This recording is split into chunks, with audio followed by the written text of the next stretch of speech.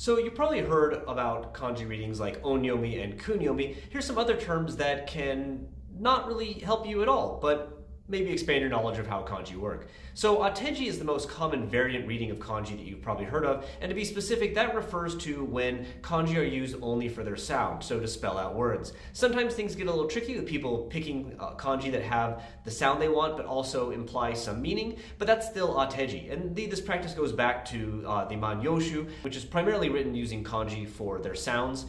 Indeed, for instance, when the word kawa or river appears there, the vast majority of those representations use this for the ka sound, which happens to mean river. It's a nice chance, but it still makes it ateji. In contrast, when you have kanji which are used for their meaning and then an arbitrary reading is popped on top, that is called jukujikun, and that has to be established. Probably the most famous is kyo. We would read that actually as konnichi, right? Or I guess imahi.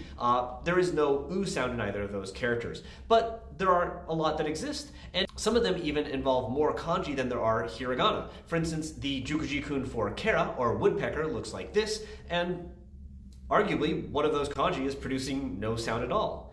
Beyond that, then, you also have gikun, and gikun is just a jukujikun which has not been established formally. You commonly see these nowadays in Japanese manga, where they take a word and then just tell you how to read it, adding meaning onto the meaning that already exists in that word. So that extra arbitrary reading that someone just kind of made up for fun, that's called a gikun.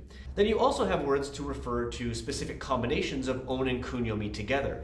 Jubakoyomi is the most well known, and that refers to a word where the first kanji is read using its onyomi and the second is read using its kunyomi, with jubako chosen there because jubako is an example of jubakoyomi.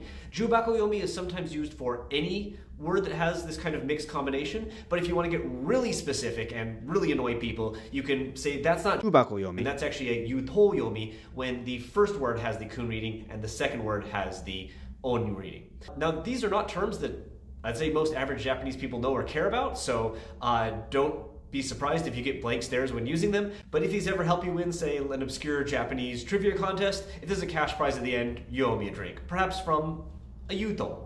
See you next time.